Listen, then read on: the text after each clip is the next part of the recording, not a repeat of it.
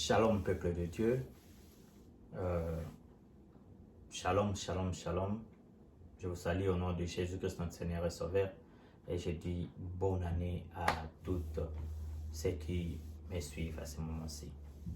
Aujourd'hui, j'aimerais bien parler vraiment de la vie éternelle parce que plusieurs fois que nous utilisons la vie éternelle, nous le croyons un peu difficilement, un peu compliqué. Donc voilà pourquoi je viens devant vous pour c'est l'étude biblique. Ce n'est pas la prédication, mais c'est l'étude que nous puissions comprendre chacun de nous, que ce soit moi et vous.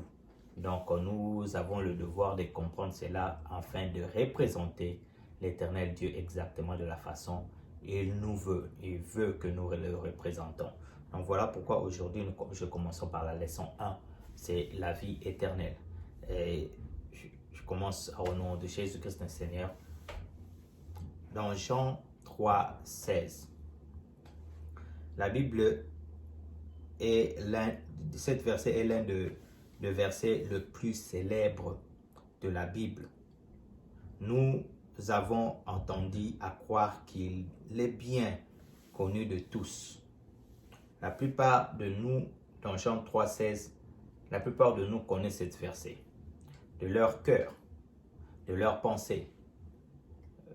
Partout où ils sont, quand ils demandent quel est le verset que tu connais dans ta vie. Et c'est la plupart de nous, je ne dis pas tout le monde, mais la plupart de nous connaissent Jean 3,16. Et donc Jean 3,16 dit ceci. Je lis au nom de Jésus-Christ notre Seigneur et Sauveur. Car Dieu a tant aimé le monde qu'il a donné son Fils unique, afin que quiconque croit en lui ne périsse point, mais qu'il ait la vie éternelle. Je relis encore au nom de Jésus-Christ notre Seigneur et Sauveur. Jean 3, verset 16. Car Dieu a tant aimé le monde qu'il a donné son Fils unique, afin que quiconque croit en lui ne périsse point, mais qu'il ait la vie éternelle. Ce verset a souvent été utilisé pour enseigner que Jésus est venu mourir pour nos péchés, afin que nous ne périssions, afin que nous ne périssions pas. Bien que cela soit exact, ce verset nous apprend en réalité que Jésus est venu sur terre et qu'il est mort pour bien plus que cela. Amen. Bien plus que cela. Pour que nous ayons la vie éternelle, car nos péchés constituant un obstacle entre nous et la vie éternelle. Je vais un peu expliquer cela. Que le péché, c'est un obstacle entre nous et la vie éternelle. La Bible nous dit dans Jean 3,16 que Dieu a tant aimé le monde qu'il a donné son Fils unique, Jésus-Christ, notre Seigneur et Sauveur, afin que nous qui croyons en lui ne périssent point, mais qu'il y ait la vie éternelle. Donc, mais il y a un obstacle qui est là. Un obstacle, c'est le péché qui nous sépare entre nous et la vie éternelle. Voilà ce que j'ai à partager aujourd'hui. Parce que très souvent de nous ne veut pas vraiment parler de cela. Mais moi, je veux parler de cela aujourd'hui. Et que Dieu, le Saint-Esprit, entre sur vous, sur votre cœur, afin que vous puissiez comprendre. Et c'est là au nom de Jésus-Christ, notre Seigneur et Sauveur. Donc, verset 3,16 dit ceci. Car Dieu tant aimé le monde, qu'il a donné son Fils unique, Jésus-Christ, afin que quiconque croit en lui ne périsse point, mais qu'il ait la vie éternelle. On comprend? Donc, mais ce qui est obstacle pour avoir cette vie éternelle, c'est le péché. Maintenant, le péché, c'est quoi la définition de péché? Le péché, c'est la rébellion entre la loi de Dieu. Quand tu te rébelles par la loi de Dieu, quand tu n'acceptes pas la loi de Dieu, et tu es devenu rebelle. C'est la même chose quand nous sommes, comme moi, j'ai ma maison ici. Je suis le mari et j'établis règlement. J'ai établi un règlement entre mes enfants. Et quand un enfant va au-delà de cette rébellion, de cette loi, il est devenu rebelle. Et quand il est devenu rebelle, ma relation maintenant entre moi, le père, et ses fils est devenue un peu... Mais cela ne veut pas dire que non. Cela ne veut pas dire que je ne prendrai plus soin de cet enfant tant qu'il vit dans ma maison. Amen. Nous se comprenons. Quand il vit dans ma maison.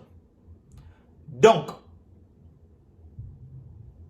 car Dieu tant aimé le monde, il a donné son Fils unique, Jésus-Christ, afin que quiconque croit en lui ne périsse point, mais qu'il ait la vie éternelle. Comme je l'ai dit, l'obstacle, c'est le péché. Le péché, c'est la rébellion. Et la rébellion, c'est quand tu es en dehors de la loi que Dieu a établie. Comme nous aussi ici, des fois, nous sommes en dehors de la loi de nos pères ou de nous, que nous sommes de pères aujourd'hui, dans notre propre maison. Dans nos propres maisons.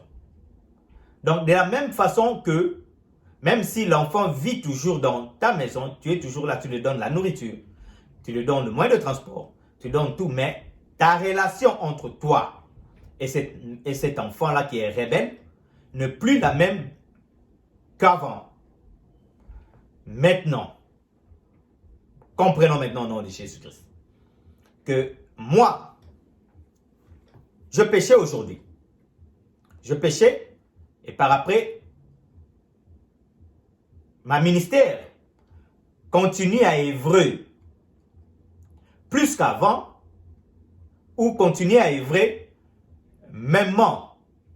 Donc cela ne veut pas dire que non, Dieu n'est pas avec moi. Mais cela veut dire que la relation entre moi et mon Père n'est plus la même. Mais il continue à me protéger, il continue à être avec moi et il continue à m'aimer. Il continue à m'aimer. Amen, amen. Donc, c'est ça. C'est le verset souvent. Ces versets souvent étaient utilisés pour enseigner que Jésus est venu mourir pour nos péchés afin que nous ne périssions pas, bien que cela soit exact. Ces versets nous apprennent en réalité que Jésus, amen, que Jésus est venu sur terre et qu'il est mort pour bien plus que cela, pour bien plus que la mort, pour bien plus que la croix. Oui, c'est la croix qui nous sauve. Ne prenez pas ça en erreur. C'est la croix qui nous a sauvés. Mais il n'est pas venu seulement pour mourir à la croix.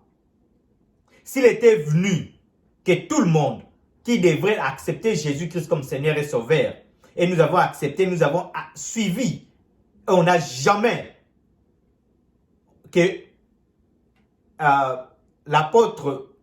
les disciples n'ont jamais vendu Jésus. On pourrait être mieux que cela. Mais il n'était pas seulement venu pour mourir à la croix. Mais il est venu pour nous sauver. Il est venu pour nous approcher de Dieu. Avoir une intimité avec Dieu le Père. Nous enseigner comment avoir une intimité avec Dieu le Père. Donc c'est ça. Pour avoir une relation, premièrement, il est venu pour avoir une relation, intimité avec le Père. Mais voilà que nous avons rejeté Jésus-Christ. et il a accepté. Philippiens 2, 8, si je ne me trompe pas.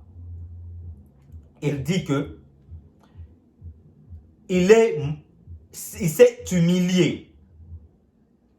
Même, il s'est humilié à mourir, même voire à s'humilier à mourir à la croix. Et voilà pourquoi Dieu le Père lui a donné le nom au-dessus de tout nom, au ciel, sur la terre et sous la terre. Afin que celui qui confesse que Jésus-Christ est Seigneur à la gloire du Père. Amen, amen. Donc, cela veut dire qu'il n'est pas seulement venu pour la croix. Sa vision n'était pas seulement sur la croix. Sa vision est devenue sur la croix parce qu'on lui a rejeté. Et les jours de partage du pain et le vin, c'est le jour qu'il a su vraiment que non, il a été rejeté et il a parlé de sa mort. Jésus a parlé de sa mort. Et il a parlé de celui qui va vendre, va lui vendre. Amen, amen. Continuons au nom de Jésus-Christ. Il est vrai que Jésus est mort pour nos péchés et que celui qui croit en Jésus ne périra pas, mais l'évangile ne se limite pas à cela. Le véritable message, c'est